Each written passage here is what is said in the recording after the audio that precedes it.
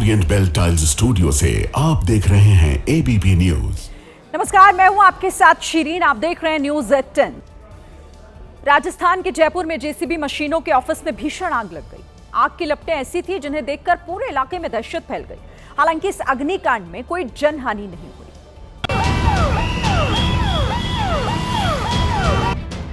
भारकोटा इलाके में जेसीबी मशीनों का ये ऑफिस धू-धू कर जल रहा था।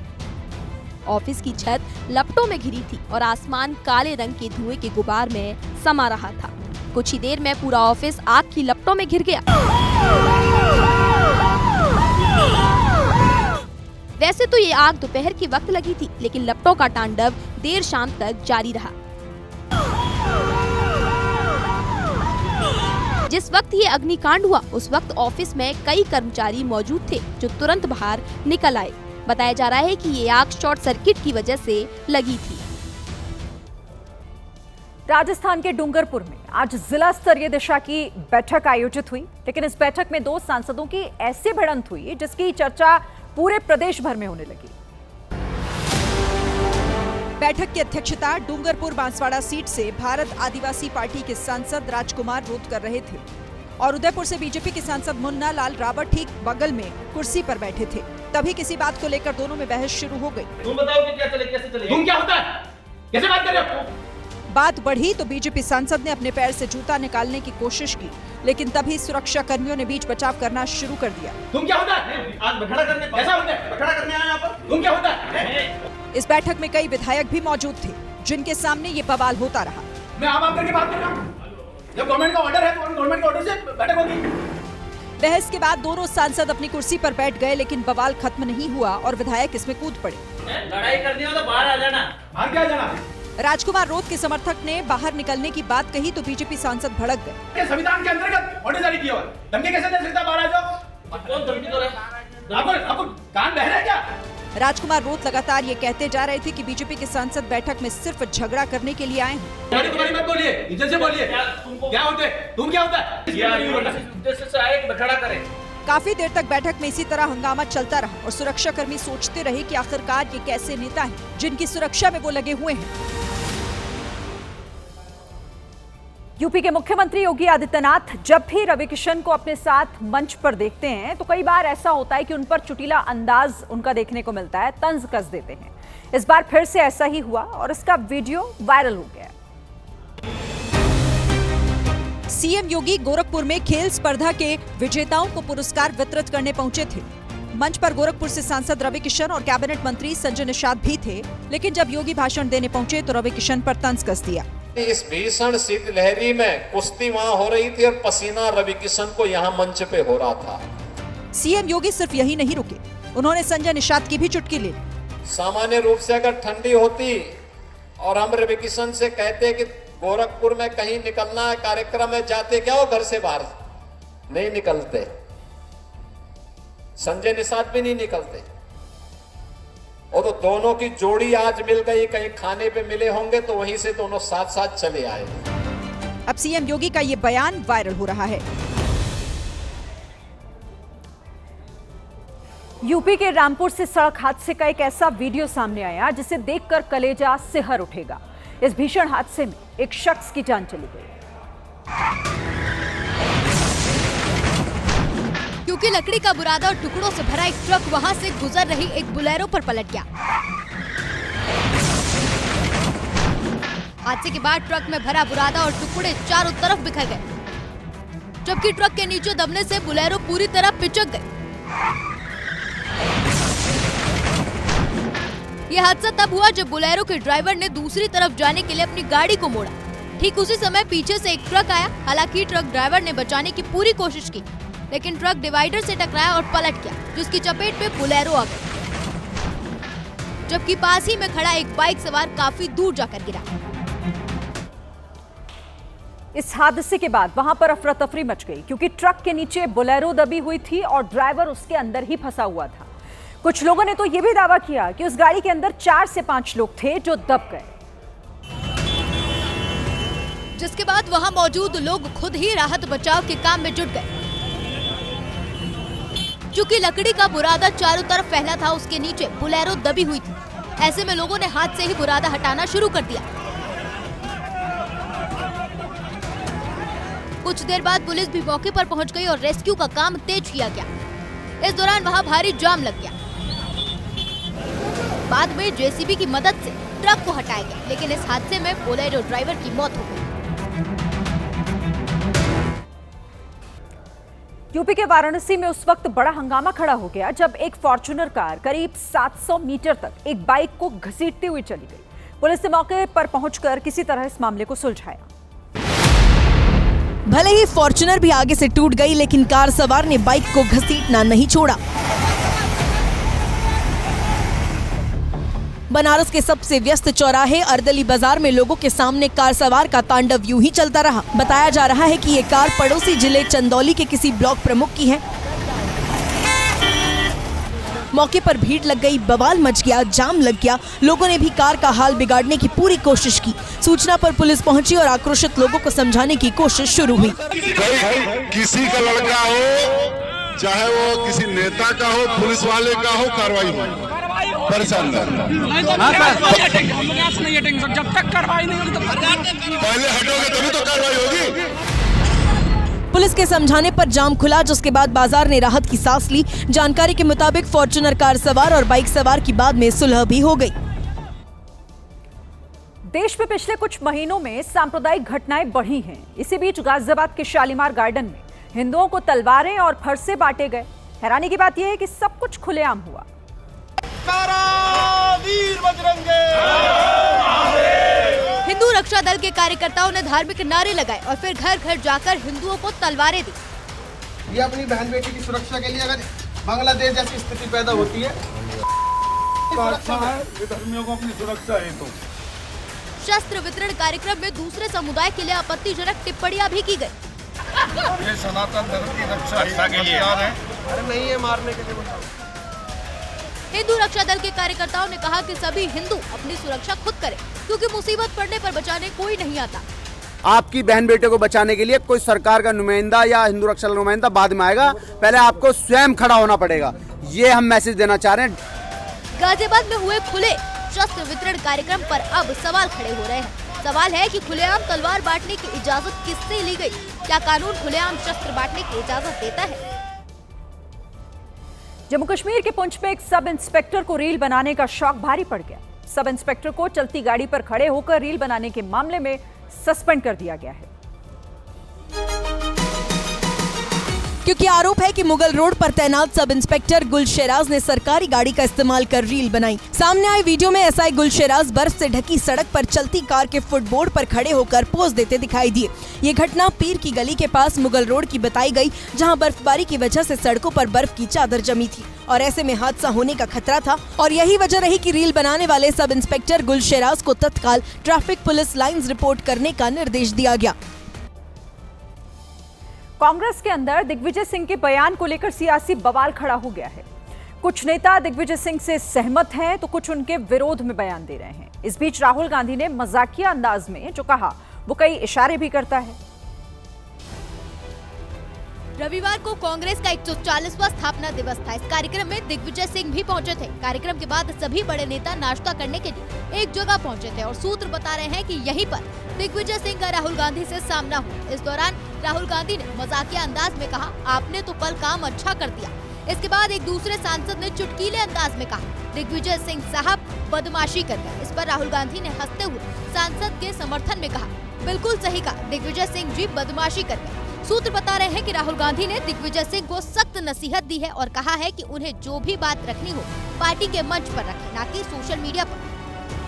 दरअसल दिग्विजय सिंह ने बतौर संगठन आरएसएस की तारीफ की थी और प्रधानमंत्री मोदी की पुरानी तस्वीर शेयर करते हुए आरएसएस और बीजेपी के संगठनात्मक ढांचे की सराहना की थी। क्या आप भी नए साल पर किसी धार्मिक जगह पर जाना चाहते हैं?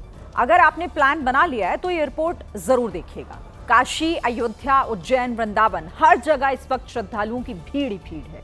खासकर वृंदावन में तो लोग आगे से कह रहे हैं कि अगर हो सके तो नए साल पर वहां मत जाइए, क्योंकि भीड़ इतनी है कि ना तो आप सही से दर्शन कर पाएंगे और ना ही ठीक से घूम पाएंगे। नए साल से पहले वृंदावन में भीड़ कई गुना बढ़ गई। गलियों में धक्के खाते चल रहे लोग मंदिर के अंदर भी भीड़ से दो दो हाथ कर रहे हैं। भैया इस समय वृंदावन में बहुत भीड़ है। 25 दिसंबर से लेकर 5 जनवरी तक वृंदावन में पैर रखने की जगह नहीं है। 5 जनवरी तक वृंदावन न आने की सलाह देने वालों ने बताया कि वहां कमरा मिलना भी अभी मुश्किल है। गेस्ट हाउस, आश्रम सब खुल चल रहे हैं। रास्ते में लोगों को चलने में दिक्कत हो रही है। मंदिर के आने वाले सारे रास्ते पैक हो चुके हैं। भीड़ को देखते हुए पुलिस ने भी ट्रैफिक का अलग प्लान बनाया। एक ट्रैफिक प्लान तैयार किया गया है, जिसमें सर्वप्रथम भारी वाहनों का प्रवेश वृंदावन में वर्जित रहेगा। छोटे वाहनों का भी प्रवेश वृंदावन में अंदर एक सीमा तक ही रहेगा। भीड़ को देखते हुए वृंदावन में ई रिक्शा का रूट, जूते चप्पल रखने की जगह, दर्शन का तरीका, ये सब कुछ दिनों तक बदला बदला सा रहेगा। और ये सब कुछ जानकर भी अगर आप वृंदावन जा रहे हैं तो एक एडवाइजरी मंदिर प्रशासन की तरफ से जारी की गई है, जिसमें यह कहा गया है कि सभी श्रद्धालु वृंदावन आने से पहले भीड़ का आकलन जरूर कर लें। चाहे तो भीड़ के वीडियोस देख लें और अंदाजा लगा लें खुद कि वहां माहौल कैसा रहेगा। श्रद्धालु अपने साथ कोई कीमती सामान लेकर ना जाएं, क्योंकि उसके खोने या फिर चोरी होने का डर है। मंदिर दर्शन के लिए प्रशासन की तरफ से तय किए गए एंट्री और एग्जिट पॉइंट का ही इस्तेमाल करें और वहां जो अनाउंसमेंट हो रही है वो ध्यान से सुनते रहें। मंदिर में आने और जाने का रास्ता अलग होगा, इसीलिए जूता चप्पल किसी फिक्स जगह पर उतारें ताकि बाद में वो आपको आराम से मिल जाए। हर श्रद्धालु अपने साथ एक पर्ची रखे जिसमें उसके घर वालों का नंबर मौजूद हो, ताकि कहीं पर अगर वो गुम हो जाए तो ढूंढने में आसानी हो।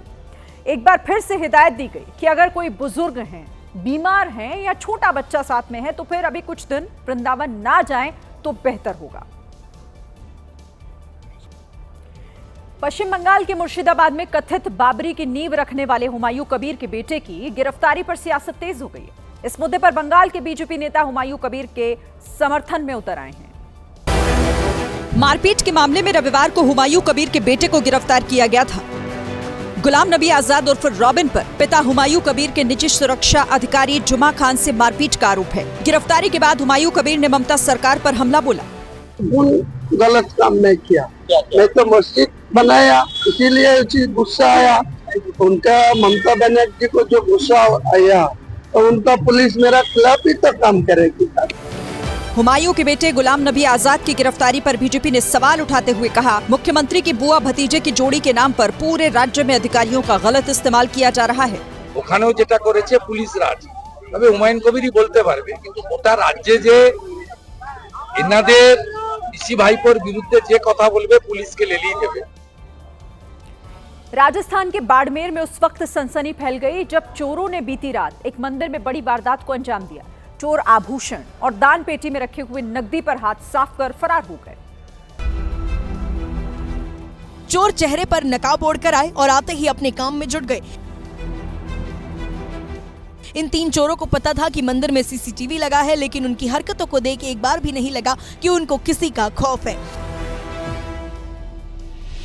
समय लगाकर दरवाजों के ताले तोड़े, करीब 30 से 35 तोला आभूषणों को चुराया, दान पेटियों को पेचकस से खोला, लोहे की रॉड से उसको तोड़ा और उसमें से कैश निकालकर रफू चक्कर हो गए।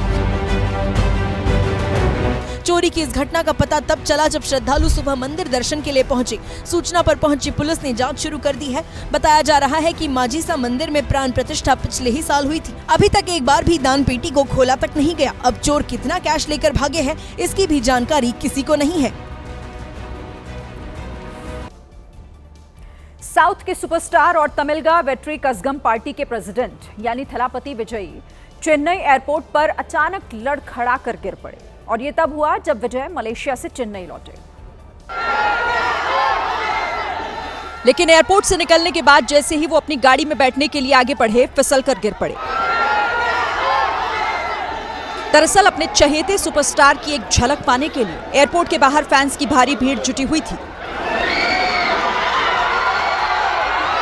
विजय जैसे ही एयरपोर्ट से बाहर निकले, भीड़ बेकाबू हो गई। हालांकि उनके सुरक्षा कर्मियों ने प्रशंसकों से बचाते हुए उन्हें गाड़ी तक पहुंचाया। वो गाड़ी में बैठने के लिए आगे बढ़े, तभी वो अपना बैलेंस खो बैठे और गिर गए। उनके सुरक्षा कर्मियों ने उन्हें संभाला और फिर गाड़ी में बैठाया, जिसके बाद वो वहां से रवाना हो गए। विजय को कोई चोट तो नहीं आई, लेकिन वीडियो सोशल मीडिया पर वायरल हो गया। महाराष्ट्र के पुणे में उस समय अफरा तफरी का माहौल हो गया जब अचानक से एक ट्रक आग की लपटों से घिर गया। ट्रक में आग कैसे लगी, फिलहाल ये पता नहीं चल पाया है। लेकिन कुछ ही देर में आग तेजी से भड़की और ट्रक धू-धू कर जलने लगा। ट्रक में आग लगते ही आसपास के लोगों ने बुझाने की कोशिश की, लेकिन लोगों के हाथ पांव तब फूल गए जब ट्रक में धमाके होने लगे। धमाके के साथ ही आग और भड़कती गई, जिसके बाद आसपास के लोग दूर हट गए। इस बीच आग की चपेट में आया ट्रक पूरी तरह जल गया।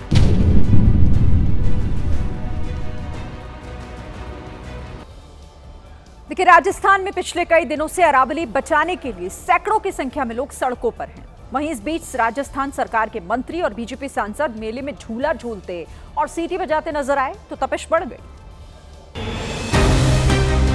चित्तौड़गढ़ में आयोजित स्वदेशी मेले में पहुंचे मंत्री मदन दिलावर, जोराराम रावत और सांसद सीपी जोशी ने पहले झूले के आनंद लिए।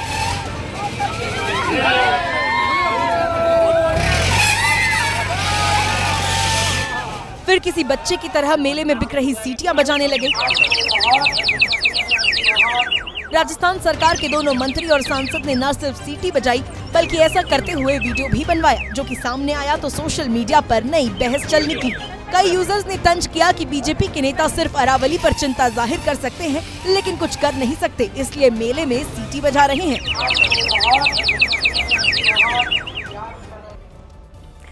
रिलायंस इंडस्ट्रीज और ब्रिटिश पेट्रोलियम ने उस दावे को सिरे से खारिज कर दिया है जिसमें यह कहा जा रहा था कि केंद्र सरकार ने इन दोनों कंपनियों से $30 बिलियन का मुआवजा मांगा है। रिलायंस इंडस्ट्रीज और ब्रिटिश पेट्रोलियम का कहना है कि उनकी कंपनियों के खिलाफ $30 बिलियन का कोई दावा नहीं है और जो बातें फैलाई जा रही हैं वो तथ्यात्मक रूप से न सिर्फ गलत हैं बल्कि अज्ञात सूत्रों के आधार पर ऐसी रिपोर्ट पब्लिश करना गैर जिम्मेदाराना भी है। रॉयटर्स की रिपोर्ट में इसे भारत सरकार की ओर से किसी कंपनी से मांगा गया अब तक का सबसे बड़ा हर्जाना बताया गया था। रिलायंस ने बताया कि सरकार की ओर से KG-D6 ब्लॉक के संबंध में किया गया ये दावा $30 बिलियन का नहीं बल्कि लगभग $247 मिलियन का है। कंपनी ने यह भी कहा कि ये राशि कंपनी के वार्षिक ऑडिटेड वित्तीय विवरणों में कंपनी के डिस्क्लोजर जरूरतों के मुताबिक उचित रूप से और लगातार बताई गई है।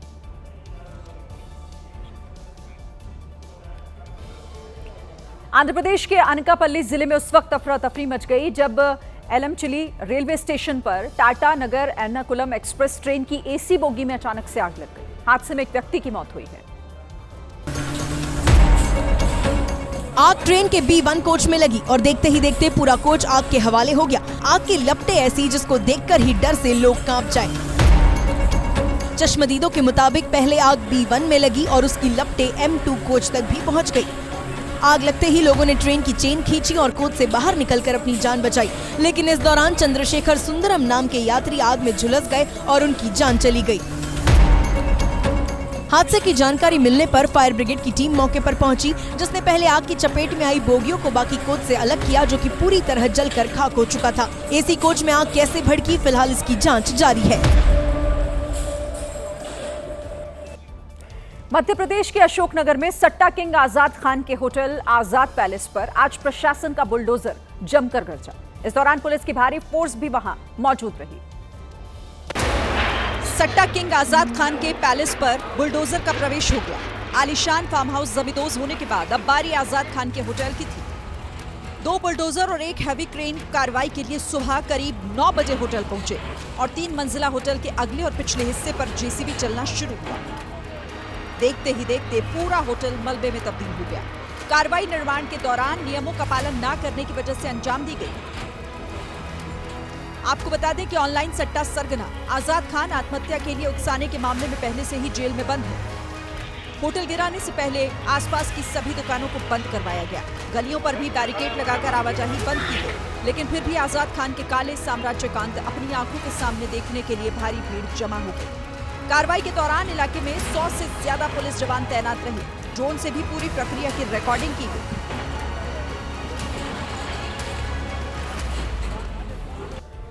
गृह मंत्री अमित शाह ने राहुल गांधी पर सियासी हमला किया है। दरअसल अमित शाह गुजरात में थे और यहां पर एक जनसभा को संबोधित करते हुए उन्होंने राहुल गांधी पर तंज किया। अमित शाह ने कहा कि कांग्रेस लोगों की पसंद का ही विरोध करती है और जब हार जाती है तो सवाल मुझसे पूछे जाते हैं। લોકસભા માં ચર્ચાઓ ચાલતી હતી તો રાહુલ ગાંધીએ એક વિચિત્ર સવાલ કર્યો, બોલો કે દર વખતે અમે જ કેમ ચૂંટણી હારી જઈએ છીએ। હવે સવાલ કરવાનો તો તમને બધાને, અને સવાલ કરી દીધો મને। इस दौरान अमित शाह ने कांग्रेस की अगली हार की भविष्यवाणी भी कर दी। રાહુલ બાબા અભી હજી તમે થાકી ના જાઓ હારથી। બંગાળ અને તામિલનાડુમાં હારવાનું છે, નક્કી કરીને રાખો। अमित शाह ने कहा कि कांग्रेस के नेता भी कई बार राहुल गांधी को हार की वजह समझाने की कोशिश करते हैं, लेकिन वो भी कामयाब नहीं हो पाए। उन्नाव रेप केस में सुप्रीम कोर्ट से कुलदीप सेंगर को बड़ा झटका लगा। सर्वोच्च अदालत ने दिल्ली हाई कोर्ट के फैसले पर रोक लगा दी। इस पर पीड़ित परिवार ने सुप्रीम कोर्ट का आभार व्यक्त किया। सीबीआई की याचिका पर सुप्रीम कोर्ट ने यह भी कहा कि आरोप गंभीर हैं, इसीलिए इस अपराधी को किसी भी मामले में जमानत नहीं मिलनी चाहिए। सीजेआई जस्टिस सूर्यकांत की अगुवाई वाली बेंच ने सेंगर के वकील को नोटिस जारी कर जवाब दाखिल करने के लिए कहा। हम खुश हैं सुप्रीम कोर्ट पर, धन्यवाद। फांसी होना चाहिए, मेरे जितने पति हत्यारे हैं सबको फांसी होना चाहिए, सारे बाहर घूम रहे हैं। पीड़ित परिवार अभी भी सेंगर से जान का खतरा बता रहा है और कह रहा है कि जब तक सेंगर को फांसी नहीं होगी इंसाफ अधूरा रहेगा। तो मेरे पिताजी की आत्मा भटक रही है, तो शांति जब मिलेगी मेरे पिताजी को, जब उन दोषियों को, उन हत्यारों को, उन रेपिस्ट को, कुलदीप सिंह सेंगर को फांसी हो जाएगी। सुप्रीम कोर्ट में इस मामले पर अगली सुनवाई 4 हफ्ते के बाद होगी। लखनऊ में एयरपोर्ट के पास अवैध रूप से बनी इमारत को बुलडोजर से गिराया गया। नियमों की यहां विरोध करने पर प्रशासन ने पहले तो उस प्रॉपर्टी को सील किया, लेकिन उसके बाद भी जब सामने वालों को अक्ल नहीं आई तो बुलडोजर से उन्हें जवाब दिया गया। बुलडोजर से मार मारकर प्रशासन ने उस घर को धराशायी कर दिया। इमारत को गिराने के लिए लखनऊ डेवलपमेंट अथॉरिटी ने कई बुलडोजर भेजे थे जो एक साथ दीवारों को ध्वस्त करते रहे। दरअसल जिस घर को तोड़ा गया उसका नक्शा पास नहीं हुआ था, इसीलिए लखनऊ डेवलपमेंट अथॉरिटी ने घर को सील किया, लेकिन बिल्डर ने सील तोड़कर निर्माण का काम फिर शुरू कर दिया। तो अब प्रशासन ने बुलडोजर भेज नामो निशान मिटा दिया।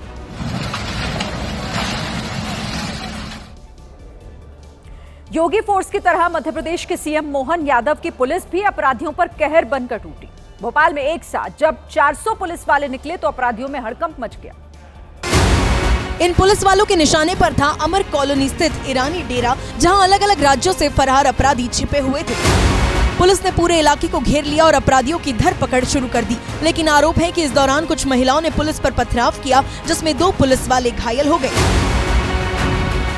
लेकिन पुलिस ने हार नहीं मानी और कार्रवाई जारी रखते हुए ईरानी डेरे से 32 बदमाशों को गिरफ्तार कर लिया। पुलिस ने आरोपियों के पास से एक फॉर्च्यूनर गाड़ी, 21 बाइक, नगद रुपए और फर्जी आधार कार्ड समेत कई दस्तावेज बरामद कर लिए।